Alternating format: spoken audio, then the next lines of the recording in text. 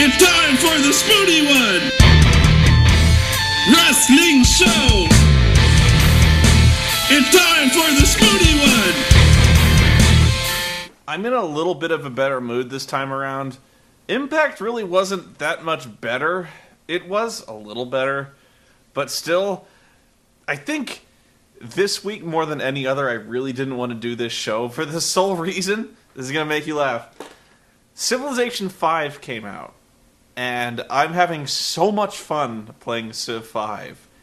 And then I turn, and my PVR kicks on, and Impact starts playing. And it's like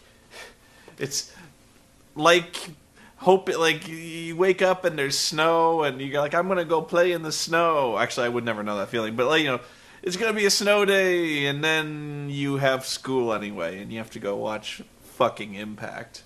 But Civ 5, I'm not gonna do a full review of that one, and I guess all I'll say about this one right now is, one, I actually had to upgrade my system to play Civ 5. Whatever the minimum requirements for that game are listed are bullshit. Because I had a pretty ninja fucking computer before that, and it wasn't good enough. And honestly, I'll go in a little bit of a tangent here. The real problem was my video card. And video cards apparently age fast. Because I had an NVIDIA 8800 GTS, which was a pretty good card at the time. I remember spending about $250, round about that, on that card. That was 2007.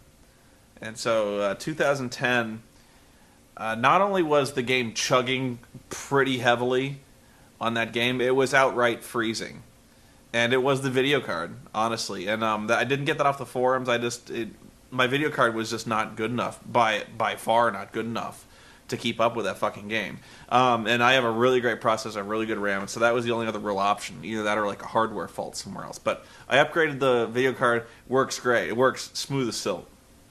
I have heard a lot of people had problems with that game. Apparently some kind of stability issues. I'm not sure, but that's the only real problem I've had with it so far. The other problem, and I don't really care about this, but it was kind of annoying to realize, is that if you're playing with mods, you don't get achievements. And there aren't really that many mods out right now, but I just added one that added like a clock in the top center of the screen. That's the only mod I have, but if you have any mods enabled, you don't get achievements. And I don't really care about achievements, but if I've earned them, I want them.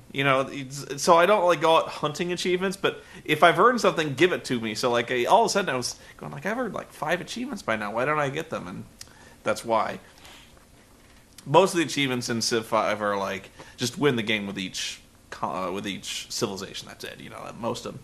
Anyway, so I watch Impact, and this is again where you know how I mentioned how the timeline was a little skewed. Like I was remembering things maybe a little out of order, because what they did was they taped maybe 2, maybe even 3 Impacts in a row. So having read some spoilers and having some things spoiled for me, it was a little hard to keep things straight, especially when it comes to the whole logic of it. You remember when I went on that huge tirade about how Rob Van Dam is coming back before the tournament to determine his title is completed? Well, this is the week Rob Van Dam comes back. And so, the first match is Rob Terry versus... I'm sorry. Throat strike. Rob Terry versus Abyss. And before this match even starts, we see security backstage who are trying to, they're shouting at Rob Van Dam and Jeff Hardy, who are trying to get into the Impact Zone. They're trying to get out, and security is like, no! It's really just a bunch of really chaotic yelling in a dark place, and you can't really tell what's going on. In fact, the only reason I recognized Jeff. I probably shouldn't have recognized Jeff, because he was wearing, this really stupid fucking hat. And the commentators are like, that's Jeff and Rob Van Dam, and whatever. So they have the match, and Rob Terry dominates early with his power. He's much more powerful, which is weird because Abyss is supposed to be the monster. Abyss regains the advantage with a prolonged, 5-second eye rake where he's just like, ah! And the ref is all, no. you're mean, stop. And, it's the exact sort of thing, like, he's trying to rip Rob Terry's eyes out of his head, and the ref is completely powerless to say or do anything about this in TNA, because in TNA, you can commit basically any act of assault up to and including stabbing someone with a branding iron and not get DQ'd. So, Abyss gets the advantage after that, and then they cut back to RVD and Jeff, who are backstage, but they're in a different place backstage, heading towards the Impact Zone, talking about what they want to do to Abyss. And Mike Tenay and Taz note that they've somehow ditched the security. And Mike Tenay suggests, and I quote, "Maybe Jeff has some kind of special entrance to the Impact Zone." Yeah, I'm sure Jeff has a secret entrance to the Impact Zone that security doesn't know about. Because Jeff's a secret entrance to the Impact Zone? That's the most logical suggestion. That I want to play Civ 5. Okay. So the fight spills to the outside. We still have a match, by the way. Abyss throws a guardrail at Rob Terry and gets DQ'd. And apparently Jeff does have a secret entrance to the Impact Zone because Rob Van Dam approaches Abyss with a chair in his hand. And now Jeff Hardy is nowhere to be seen. So apparently Jeff showed Rob the secret entrance to the Impact Zone and let him in and sealed it behind him. So security couldn't find the secret Impact Zone entrance. And so I wrote a question in my notes. If you were beaten into a coma by a man with a nail-studded bat, wouldn't you bring a shotgun? Or a samurai sword? I don't know. It's wrestling logic, I know, but if a guy beat me almost unto death with a bat covered in nails, I'd fucking kill him. I wouldn't grab a folding chair from a random passerby. I'd pretty much load up a shotgun with white phosphorus rounds and shove it up his ass.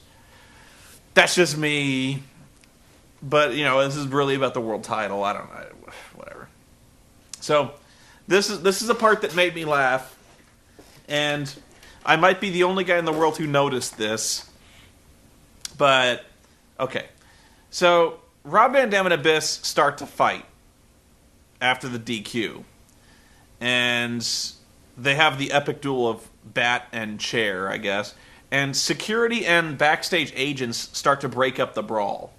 And they shove Rob Van Dam one side, and Abyss starts to back up the ramp. And security is, Abyss wants to fight. He's like, I'm going to kill Rob, 10, 10, 10. And so Abyss is trying to come down the ramp, and security is waving their arms, and going, no fighting, and no fighting in wrestling, and no! And Abyss backing up the ramp, and he's... The only reason that Abyss doesn't just push the security guards down is because every member of the security staff is brandishing a folding chair. We'll hit you with these folding chairs, Abyss! So, apparently, the folding chair is standard issue equipment now for security guards in TNA. Forget such things as pepper spray or riot batons or nightsticks or anything that security guards normally wield to ply their trade. No. Mall security, if you start shit in a mall or you start to steal shit, or if you're at if there's a terrorist act going on at the next Giants game, the security will stand up from their chair, pick up their chair, and go to work because, why be redundant? Why spend unnecessary money? You've got a chair.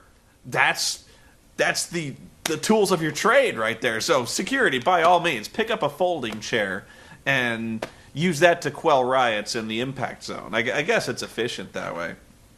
Okay, so Rob, eventually, they break up the fight, and Rob gets in the ring and grabs a mic, and he says, I want to see Eric Bischoff. And so he basically takes Eric to task for everything I said, that, how could you strip me of the title? You didn't even give me a chance to defend it, and Eric has no answer. And he says, I want the first shot at the winner at Bound for Glory. I actually think a more reasonable demand would be to be put in the match at Bound for Glory, but whatever. Honestly, I'm happy that at least some semblance of logic is being thrown. I really hate to compliment anything that's been done in this angle with the fucking... I won't even get started on it again, but at least this makes some sense. And I guess it makes a little sense that the reason he doesn't want... He doesn't say he doesn't want to be at the Bound for Glory match, but he says, first I want Abyss at Bound for Glory. And so Bischoff says, all right, you got Abyss at Bound for Glory in a match. And already I see warning signs for this fucking thing, because you've got... It's a match. It's not a street fight. It's not any kind of... I think we've by far past the point of having a match with a referee at a pay-per-view. I don't mean to keep harping on this, but Abyss beat the man into a coma with a bat covered in nails. And you think they're going to get inside a four-sided ring and wrestle each other until one man pins another man's shoulders to the mat for a count of 3? These men should be pressing charges. Rob really should be filing criminal charges, but Eric Bischoff's like, yeah, this is gonna be by the rule. Fuck this, I don't know. So, So Rob Van Dam leaves, and the Pope comes out while Eric's still in the ring. And the Pope, this heel turn of the Pope makes no sense. He's a heel now. He just is. And they're trying, honest to God, they are trying to explain it. And the explanation is I can't even call it circular logic. The logic comes from nowhere, goes nowhere, and their reasoning is completely wrong. It's like an insane man saying, like, well, the sky is blue because ducks are white. The facts they are throwing into this thing, they're saying them like they're conclusive proof, and they don't even relate to what they're talking about. I'll try to explain. So, he says, Eric's full of crap, and he wants to know why Rob Van Dam gets a title shot after Bound for Glory. And why do Jeff and Kurt get to be in the main event and not the Pope? Well, Pope, it's because you fucking lost! He's like, why? He's like, Jeff and Kurt didn't win. Why doesn't the Pope get to be in the match? You lost!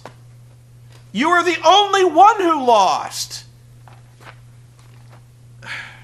He lost decisively. He says, they're holding him back. He says, Eric's a con man. And he says, like, we all know why you don't want the Pope to be in this match. You lost! And so Eric's like, you know what?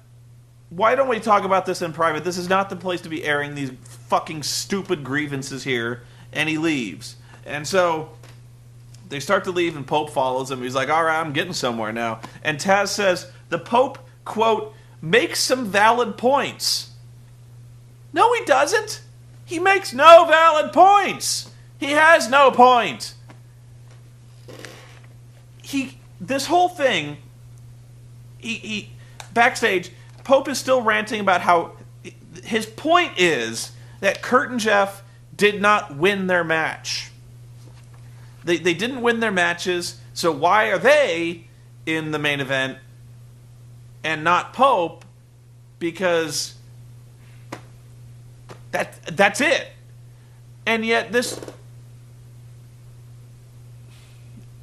the reasoning here, I suppose, is that he's saying Kurt and Jeff did not win. No, it was a draw. Pope lost. There's a huge difference, a world of fucking difference, between a loss and a draw. Ask any soccer fan, okay? But I guess that's what he's going for. But it loses so much weight when Pope is the guy who lost. If I could think of so many other ways this storyline could make more sense where Pope has a legitimate grievance. Like, if maybe the Pope lost his match because... here's hypothetical. Let's say Anderson hit the thumb to the eye, or gets a low blow, or doesn't break for a 5 count, and the ref lets it go. But when Pope accidentally hits a low blow, or accidentally gets an eye rake, or accidentally doesn't break a 5 count, the referee disqualifies Pope for doing the same thing, but Anderson didn't get caught, but the Pope does.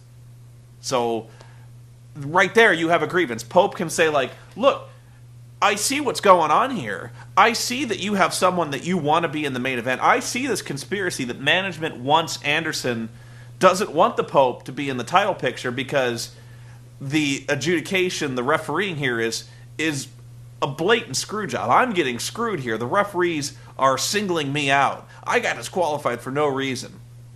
Or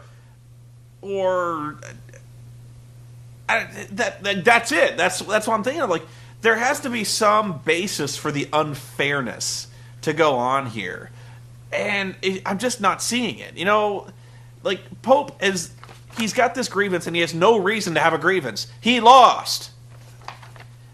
Any other way this could have gone down.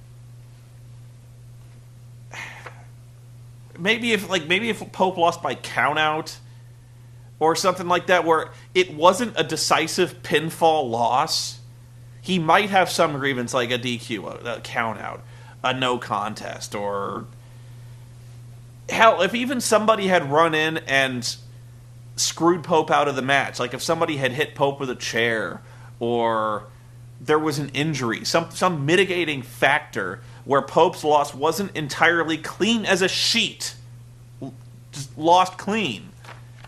But this makes no sense. Chris Sabin versus Jeremy Buck, great match. This was a really good match, and it makes sense because you have some of the best wrestlers in the company having a great match, and this is actually a really good story. I'm digging the hell out. Like, this is the only thing in TNA that I give a shit about right now, and maybe I even shouldn't give that much of a shit about it because they're employing this rule that has never been mentioned before, and the whole premise of this, and I think I mentioned this, is that Generation Me lost their tag title match, but after the bell, they beat up Shelley, and they injured his neck, and so they're saying, you know, if we injure you, you can't defend the title within 30 days, and by rule, if you can't do that, you have to surrender the titles. And so that's what they're going for here, is they're losing their matches, but they're kind of winning the war in an attrition sense, where that's what happens here, is Sabin beats Jeremy Buck, but after the match, they beat up Sabin because he has no help. Shelley's hurt. And so they do their draping DDT, they hurt his neck, and so things are not looking good for the Motor City Machine Guns because they may not be able to defend their titles. I like that. It's a simple story, you know? It doesn't involve magic. It doesn't involve fucking branding irons and 2x4s and shadow politics from WCW. It's a simple...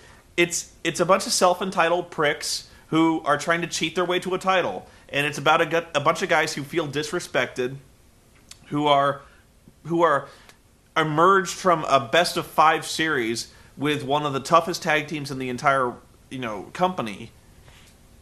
And they're tired, they're beat up, they've gone through these wars, and the injuries are starting to mount up on these guys who may very well lose the title. So, it's a great story. I love these matches. I love these guys.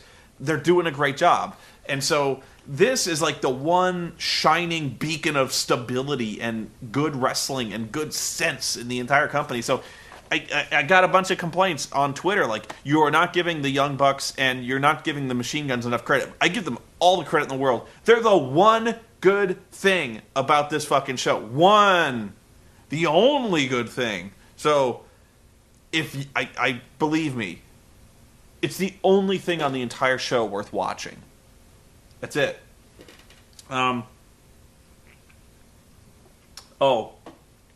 This is a note I made. This whole time, there's this... Tenay sometimes, Mike Tenay, has this weird... When he gets pissy...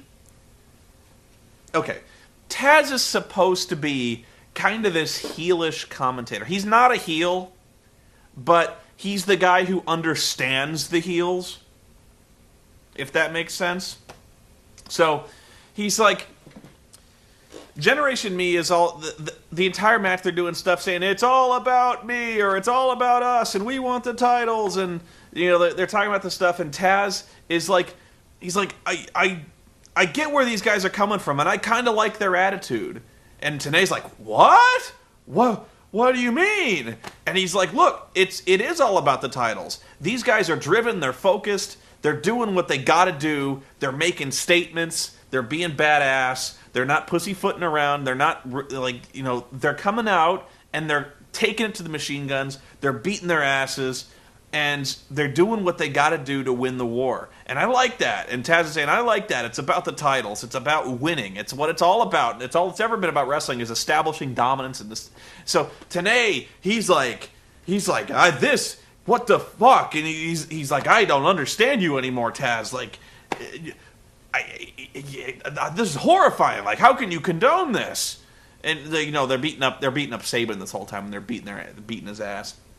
He's like, how can you condone this behavior? This is deplorable. I abhor you, Tazwell. And Taz is like, look, I'm not saying, he's like, I get what you're, like, Taz is backpedaling, like, huge. He's like, I don't know, Mike Tenay, what's up your ass here? Like, I'm just saying, like, it's about attitude. I like these guys, they have an attitude and they want to win. And Tenay's like, you're a fucked up maniac, Taz. And so they do the DDT, and so Tenay's like, I bet you condone this too. And Taz is like, no, I don't. Like, he's like, okay, maybe they went a little bit too far here. Like it's about establishing dominance, but you never want to see anyone get hurt. And Mike Tenay's like, yeah, sure, Taz, sure. And Taz, like, this whole time has not been acting heelish at all. And so the last thing is, this is the worst part. As they're leaving, Generation Me steals Sabin's tag team title belt. And Tenay says, quote, oh, I bet you're going to rubber stamp that also? He hasn't rubber stamped anything. It's bullshit. Like, Mike, I don't know. Mike Tenay gets, like I said, he gets a burr up his ass about some things where, like, he starts accusing Taz of being, like, super heelish. Like, I remember when ECW first invaded, and it was kind of like the Nexus thing where ECW was beating up, like, everybody. And then they dropped that idea. But when it was still kind of like, oh, what's ECW doing here? Mike Tenay was all accusatory of Taz. He's like, you ran with ECW for a long time. You sure you don't know anything? And Taz's like, I don't know nothing. Like, I don't talk to those guys. And Tenay's like, I don't know. Mike Tenay sometimes gets crazy. What I don't like about this title feud is I never like any feud that has the challengers or has anyone stealing the title belts. And this happens a lot. And I never liked it. I don't know why. It's just like, the bad guy beats up the good guy and steals his title belt. It's worse when the good guy steals the bad guy's title belt, which happens also. It's just dumb. I never liked that thing where, like, oh, we got your belts. I guess we're champions now. And so I remember there was at one time, what was it? It wasn't the hardcore title. It was like the X Division title. I think it was. My memory of it's really bad, but there was a time when somebody stole the X Division title. I think it was somebody stole Suicide's title. I can't remember. But they're like, if you want your title belt back, you have to beat me for it. And so they had like a ladder match or an Ultimate X match where they hung the title belt over the ring. And so the guy had, like, I think the guy, who was it? The guy was like the champion in exile. And he had to win his own belt back. And so they made it like an official title match where the guy had to go climb the ladder and get his belt back, or the other guy would just keep it. It was just so stupid. I never liked any of that. But this is where it gets bad. Lacey Von Erich and Velvet Sky versus Taylor Wilde and Hamada for the TNA Knockouts tag titles. And once again, every week I'm amazed there is a fucking Knockouts tag division. But whatever. I wrote, this match is completely logical instead of having Lacey fight Tara and Madison. Lacey is, in all capital letters, dreadful. At one point, Lacey goes for a Hurricane Rana, and she botches it so badly that the commentators have no idea what to call it. They say, quote, that was that. Finish comes when Madison... This was a really weird moment.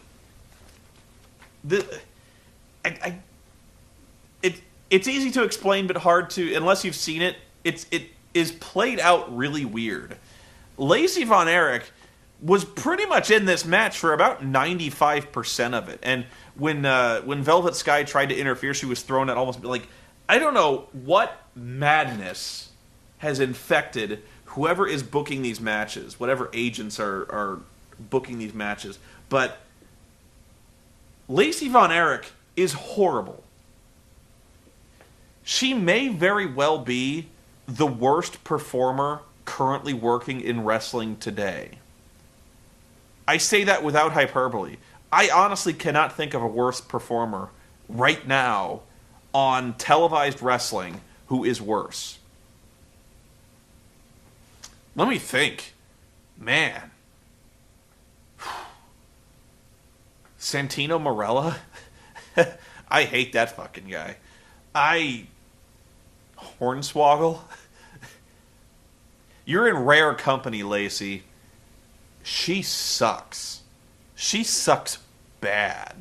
And when you're putting her in a major title feud over the course of several weeks and having her basically be the character who is dominating the match, that is fucking horrible. So, the finish comes when Madison Rayne speeds in, and she clocks Lacey in the back of the head with Tara's motorcycle helmet. And the way it happens is weird. This is what I'm talking about when it's weird. Is Madison hits Lacey with the helmet, she goes down, she takes a bump for the helmet, and then she gets up immediately. Like, almost like she was taking a clothesline or something like that, where she goes boom, and then she gets up, and she starts walking around like she has a minor cramp in her neck. She's like, ah. And then Hamada hits an enziguri and pins her. But it was just the selling of the motorcycle helmet to the head was so weird. I'd never seen anything like that. And weird shot. I don't know. That was not well done. And yet, I'm going to get to this. I'm actually going to do a special video of this. Probably almost immediately after I do this one. You didn't see NXT. NXT had probably, again, without hyperbole, probably the worst finish I've ever seen in a women's wrestling match. And, I will quantify this one. The worst finish in a wrestling match that did not involve an injury, like a brutal injury. Like, I've seen worse finishes that were like, Sid breaking his leg. An injury, a screw job interference, or just the worst straight-up legit finish of any match I've ever seen. Like, not involving a referee, weird count-out decision, or whatever. You'll see. It was... Fuck it, what was it? AJ versus... I've already forgotten her name. It was the AJ match. It was so fucking bad. Yeah, you'll get to that one. My main question, I'm just reading my notes, and it's Angelina Love comes out to check on Lacey, makes one wonder why she wasn't there to support a team in the first place. This happens again. Then Dixie Carter comes out to the announce table to sit with Mike Tenay and Taz, and she announces at Bound for Glory as the main event, it will be a battle royal. I believe it's an over-the-top rope battle royal, with the prize being $100,000. And so Taz asks her, I can't believe they remember this, but Taz asks her about that fucking stupid surprise. You remember what I was talking about on Twitter? And I might have talked about it here. But Dixie Carter, months back, mentioned that we were going to very soon see. She had just gotten off the phone with the president of Spike TV, and she was going to institute a surprise that would, quote, change the face of wrestling forever. You remember that? I do. But Taz asks her about it, and Dixie immediately backpedals. She says, it's more of a change than a surprise, and that it's going to go into effect October 7th. Here's what it is. They're going to go shoot the show live, which changes nothing. You know, this in no way changes wrestling forever. And a couple things. You know, this is not a major announcement. It doesn't change TNA at all, except, here's what it does change. TNA wrestling is taped, okay? It's never live, except for the pay-per-views, obviously.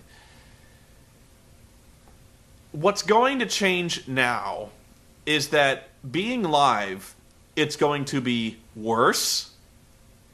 They are not going to be able to hide the botches, the shitty matches.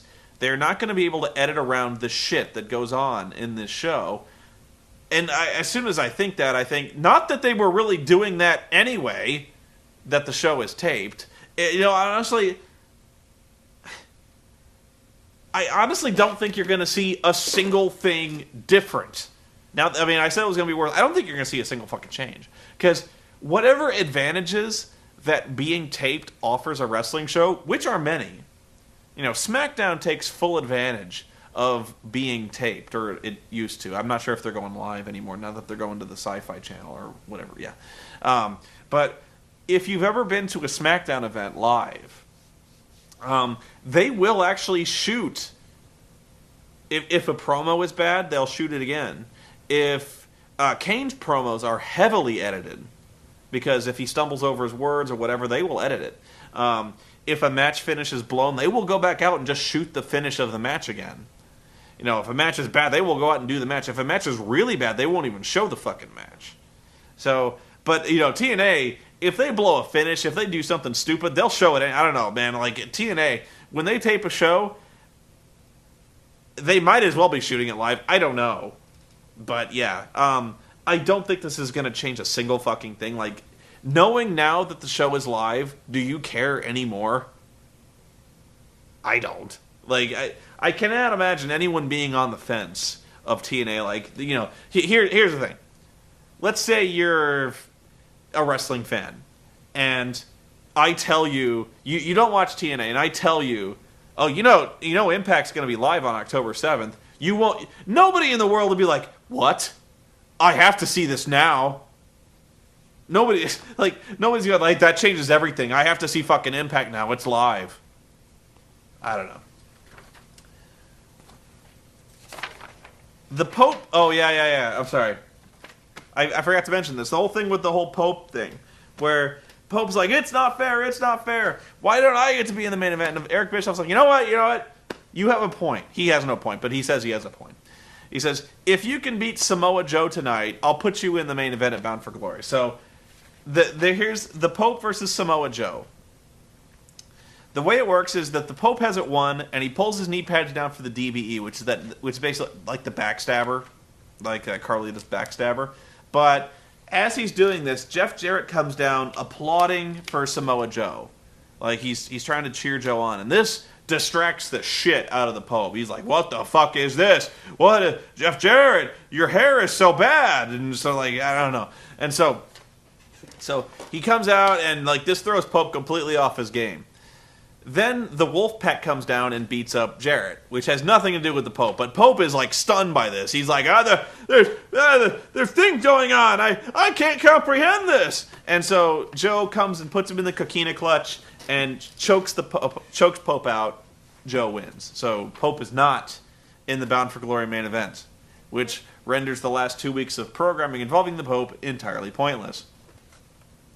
So what I find funny is that for all Pope's complaining about how he's been screwed, about how management doesn't care, he has now lost 2 matches entirely cleanly and yet is still claiming that he has a valid claim on the World Heavyweight title. He has lost entirely clean. In fact, not only has he proven not to be as good a wrestler as Anderson or Samoa Joe, he's proven this because the interference, nobody in any way interfered with him.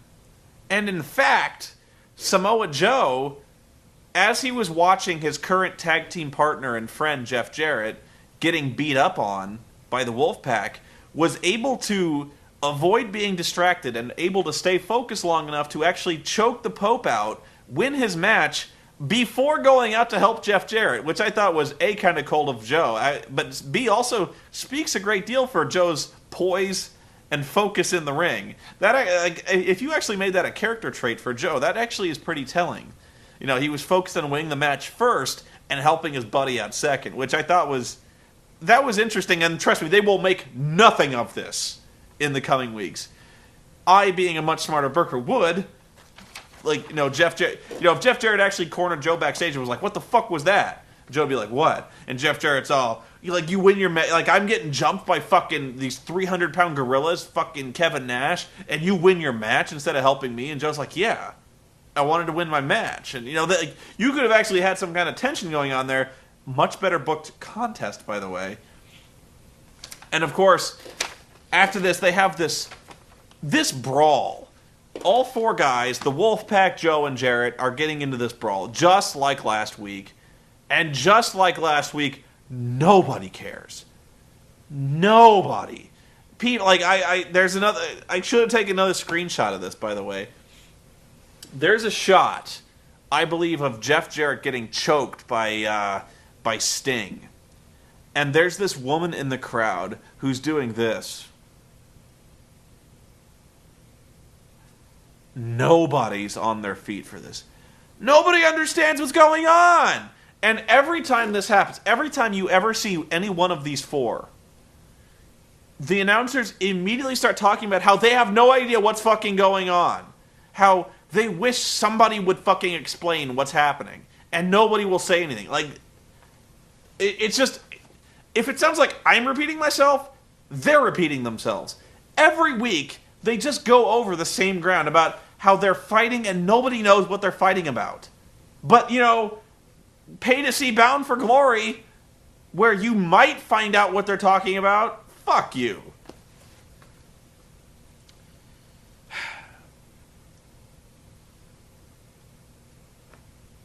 Oh, yeah. Okay. I'm sorry, these notes. I have so many notes. There's so much that is just shit about this show. Tommy's backstage, Tommy Dreamer. For once, not crying. I know. Stunning. But he's leading the ECW guys around. I think it's Christy Hemme corners them and says, looks like the boys are back in town. And he's like, yeah. I just got out of Dixie Carter's office. And at Bound for Glory, we've got a lethal lockdown match, which is basically a cage full of weapons match. It's almost like, not Survivor Series, but it's like War Games almost. Not even that. It's like either a 4-on-4 or a 5-on-5. Probably 4-on-4, where it starts off one-on-one, I believe. And then, in a certain interval of time, another, one person from each team will enter. But it happens in such a way where only one person comes in at a time. So it's one-on-one, then the timer expires, then another person enters, so it's a 2-on-1 advantage. And then it's 2-on-2, and then 3-on-2, and then 3-on-3. So it keeps going on like that. But it's like that, so there's a cage full of weapons, and so, at Bound for Glory, it's a lethal lockdown.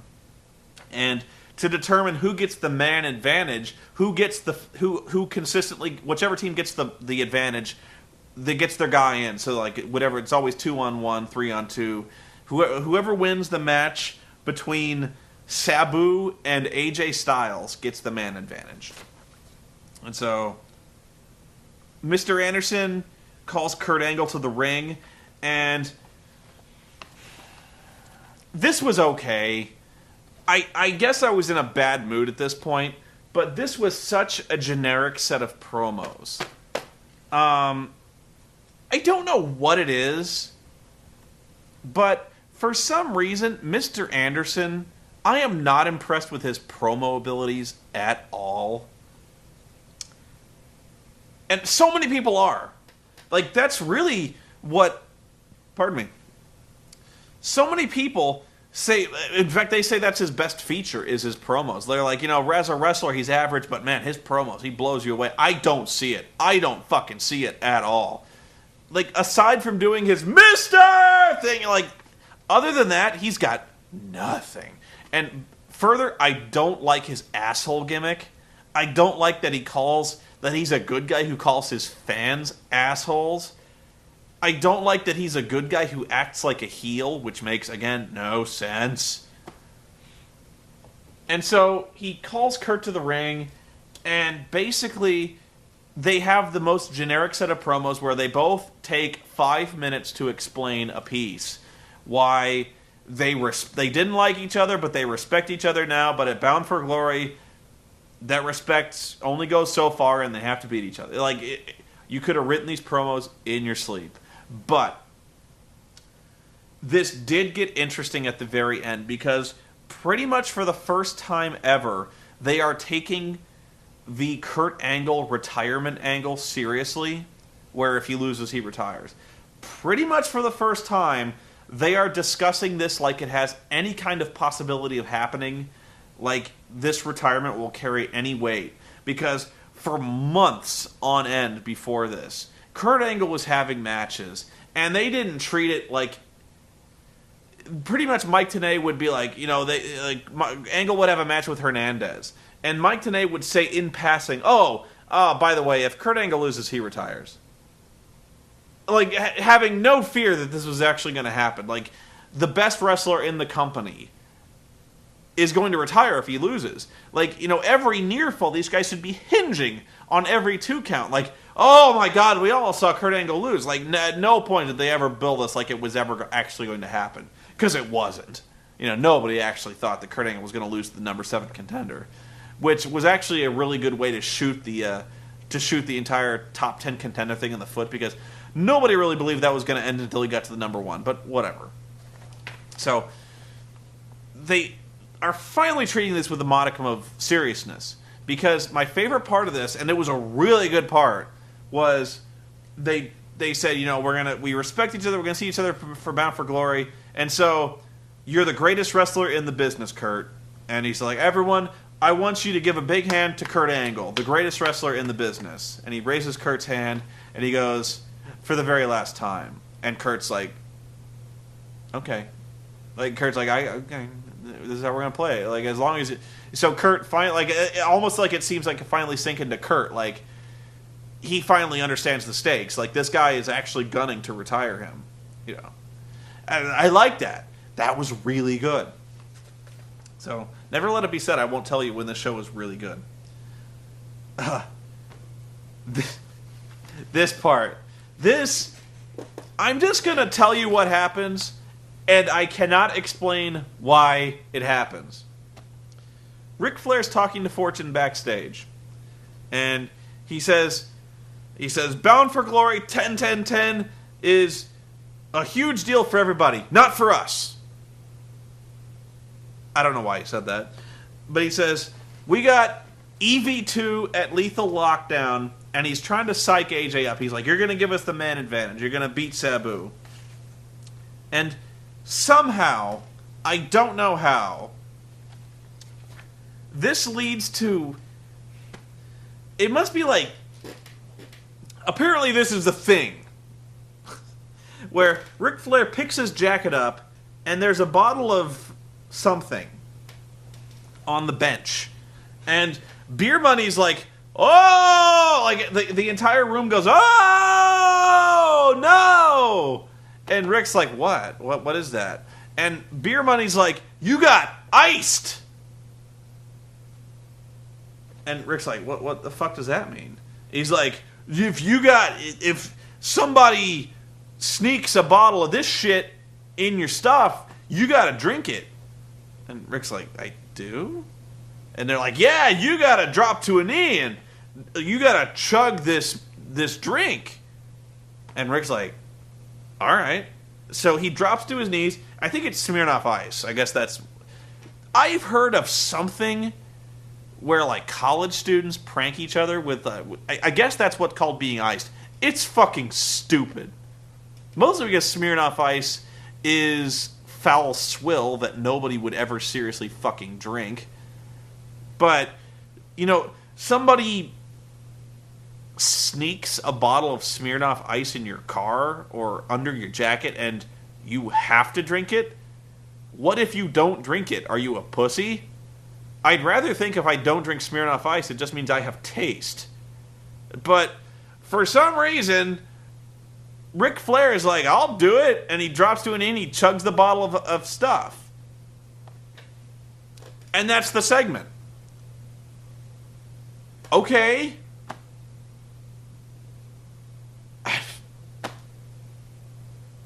I got nothing. I don't think...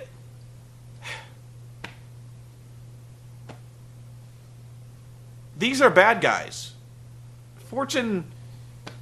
You know, it seems to me like Fortune is having a really fun time.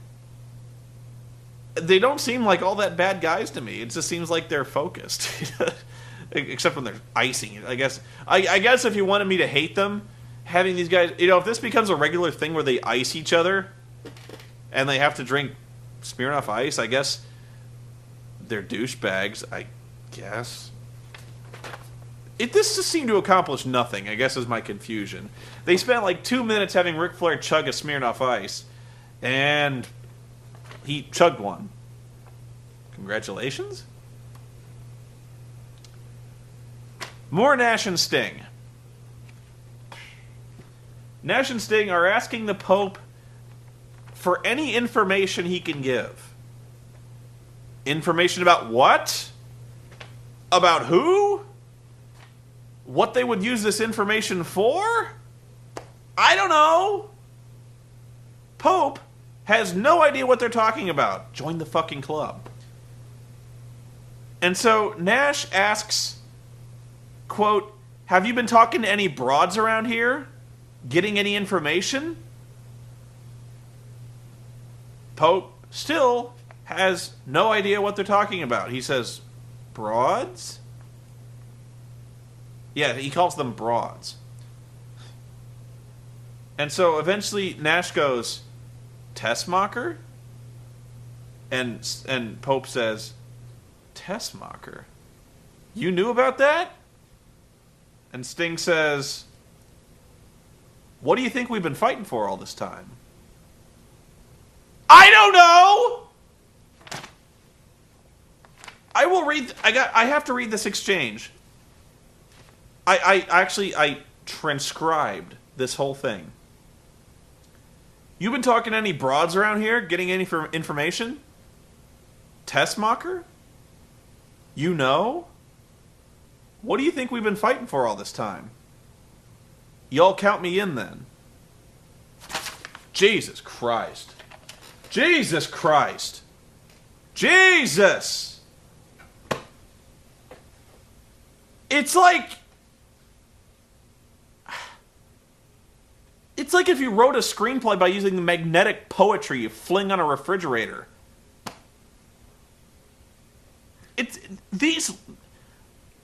The sentences these people are saying do not connect in any way. There's no natural progression of logic from one statement to the next. There's no clear motivations for anybody. It's like this was written on the planet of Bizarro Superman. You know what? No.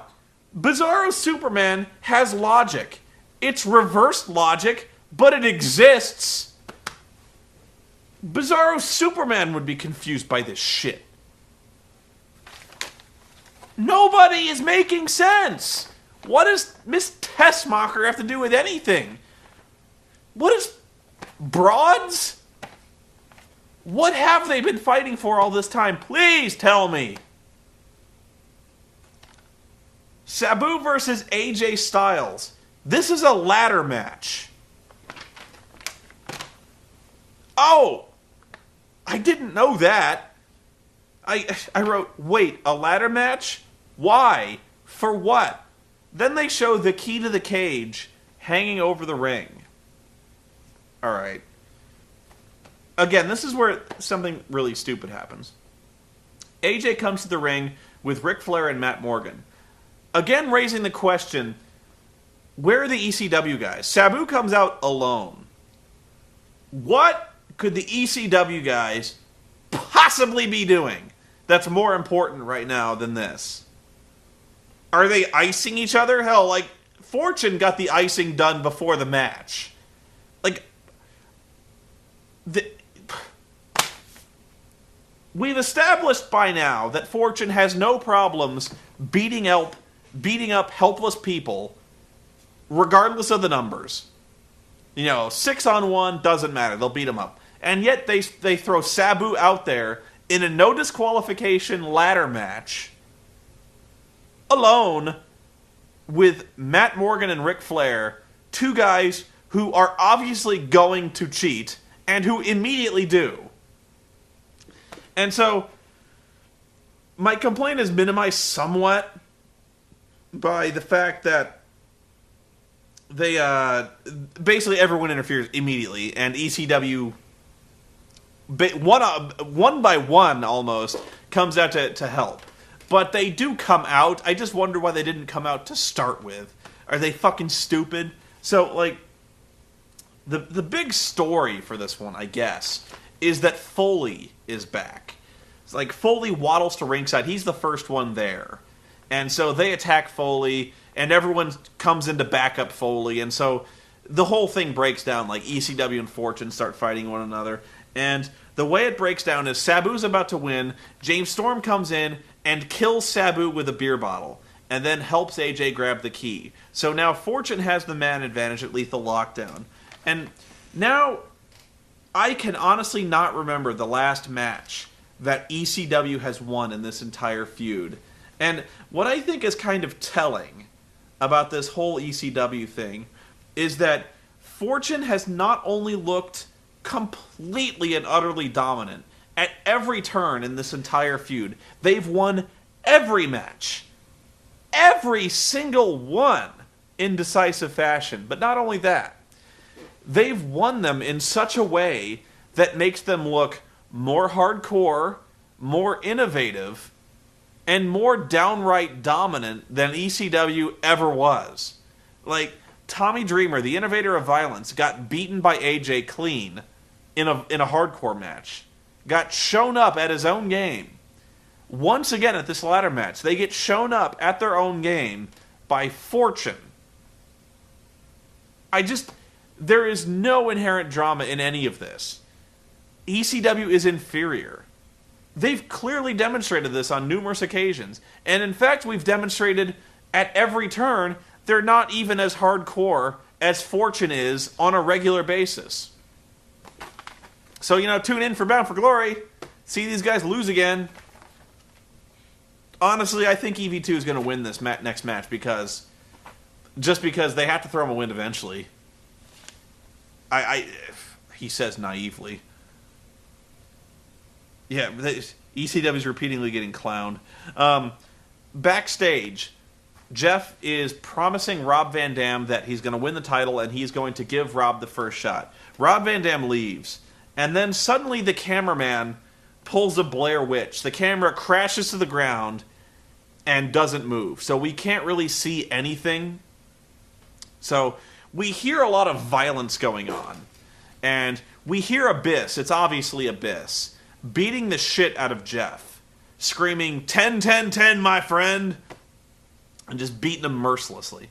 And so we get the impression, although we can't see anything but his leg, that Abyss is repeatedly and completely destroying Jeff with Janice, the board with nails in it. And then we cut to commercial. When we come back, Abyss is dragging Jeff to the ring, and Jeff looks fine. There's not a mark on the guy. And in fact, at one point, Abyss tears Jeff's shirt off. and there's not a single bruise or mark on the man. Who apparently, like, I don't get this. I thought they made it very clear, through implication at least, that Abyss had beaten Jeff into complete submission with Janice. Which apparently didn't happen because there's not a mark on the guy. So Jeff is completely wrecked the entire time. He lays completely motionless, doing nothing this entire time.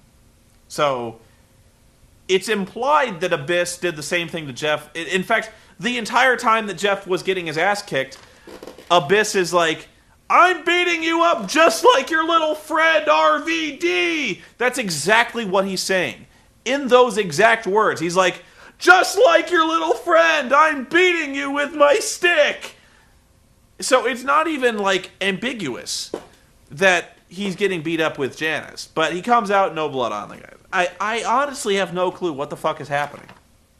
So he says RVD was never supposed to come back, and they gave him orders to take him out of TNA. He says he made one mistake. He left Rob breathing, a mistake he will correct at Bound for Glory. He says, at 10-10-10, Abyss isn't just going to beat him, he's not going to cripple him, he's going to slaughter him. So basically, we have a man with a history of aggravated assault making a clear and precise promise to kill a man on pay-per-view, on TV.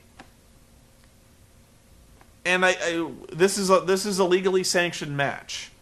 This is a match that we're paying for when Abyss has promised to murder another man, and who has attempted to murder the man, and who has tortured people who have had no connection to the wrestling business whatsoever.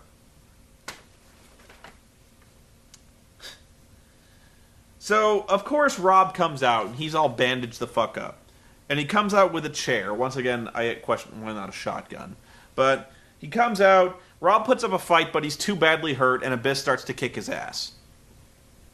So, Abyss finally grabs the stick, and he's looming over Rob. And the funniest part that happened, I can remember, is he's looming over Rob, and he's about to kill him with the stick. He is about to literally kill the man with the stick. In terms of the fictional story that we're trying to tell, he has said, I will kill you at Bound for Glory, and I will kill you the first chance I get. So Rob comes out, and he is going to kill this man. And so they show the copyright logo on the bottom of the screen, because Impact is wrapping up. And Mike Tenay says, we're out of time, but stay tuned, because Reaction is next. Yeah, because,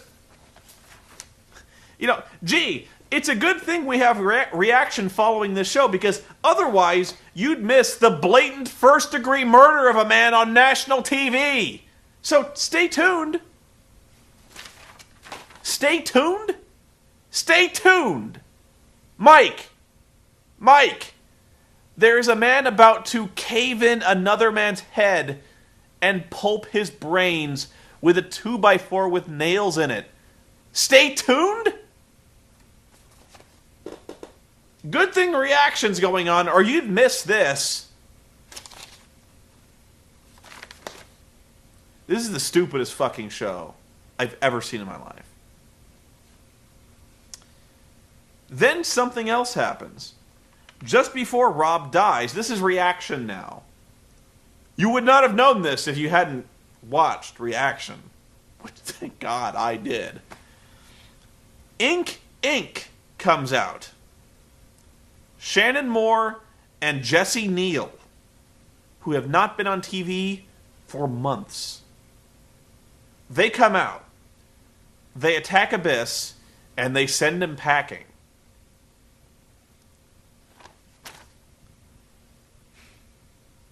Alright. All of a sudden, Abyss, who is the monster, who is working for them, who is armed with a fucking Tetsubo, is all of a sudden afraid of Shannon Moore and Jesse Neal.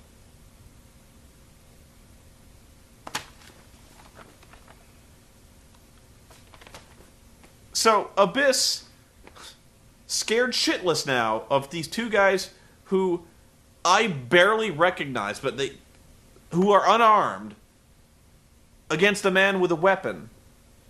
He runs. He's backing up the ramp, and this whole time he's raving about 10, 10, 10. He's this close to the camera, like he's seething into the camera, like just screaming about 10, 10, 10.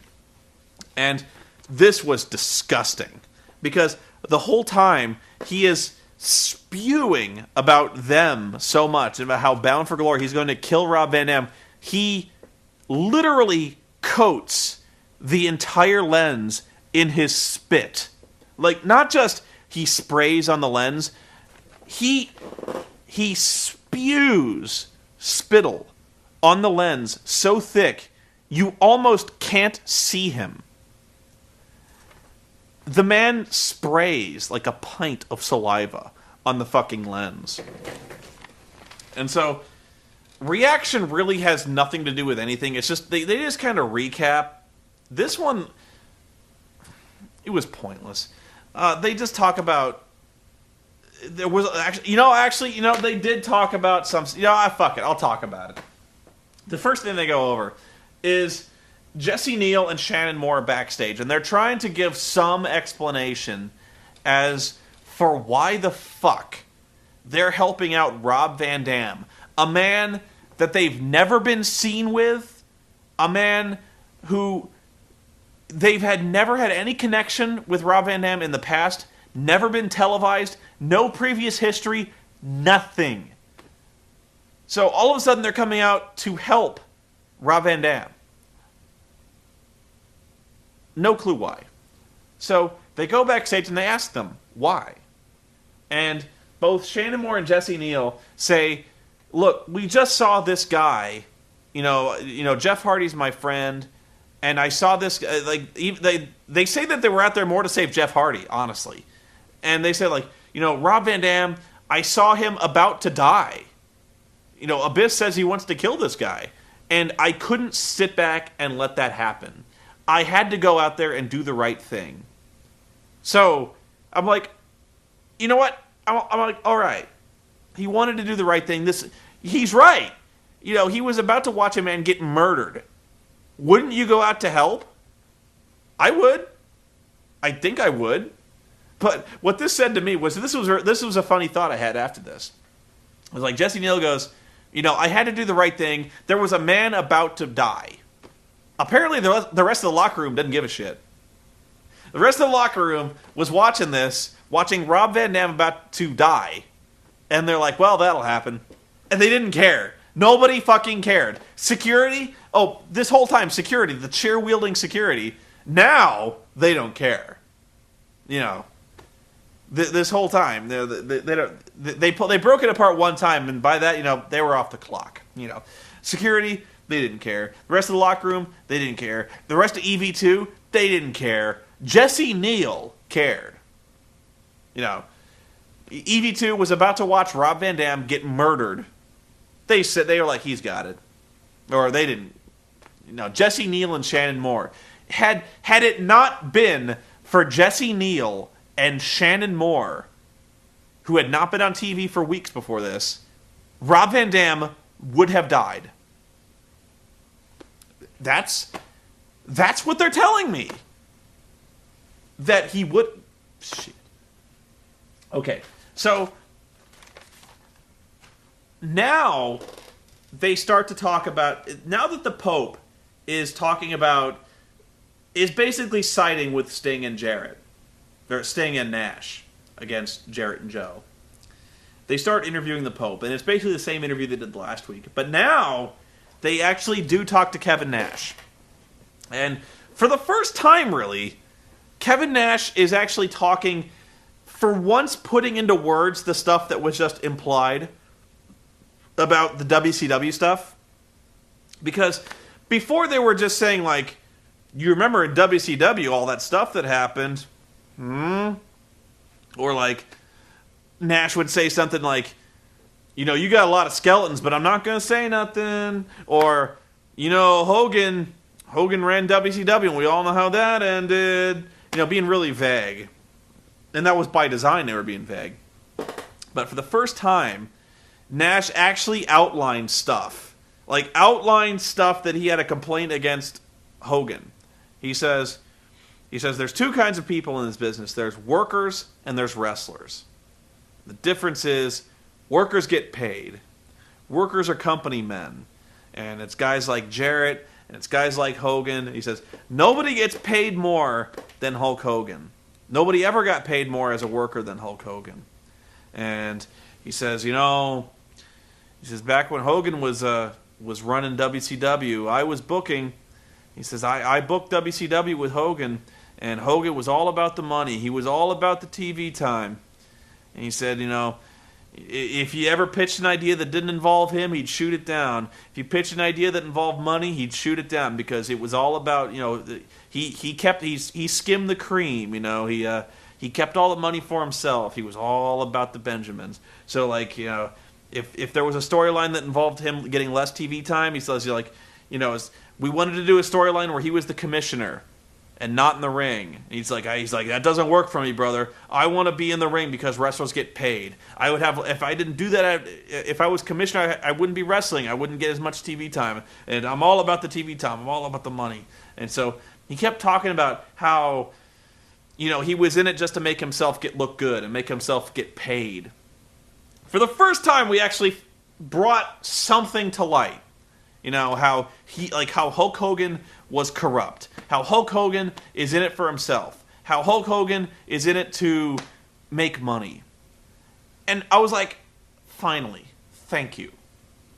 I don't care, but thank you. You've given me something. And yet, here's the problem.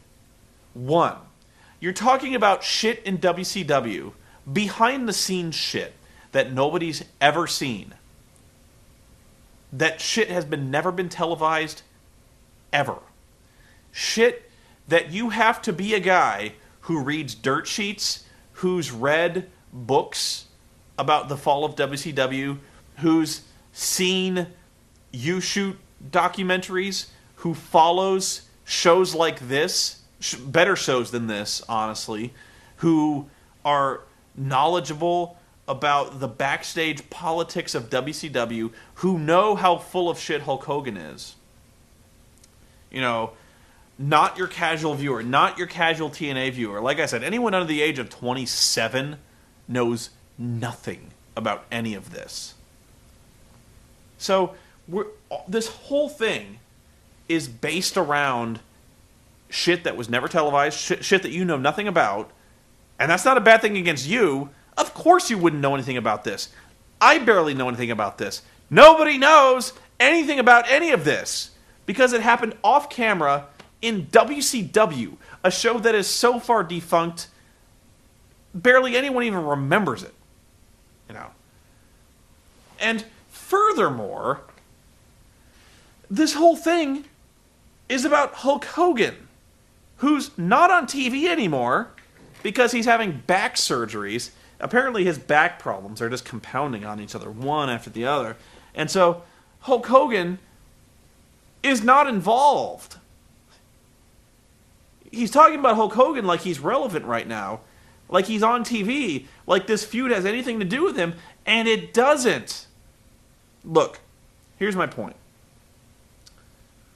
This feud is Jeff Jarrett and Samoa Joe against Kevin Nash, Sting, and the Poe.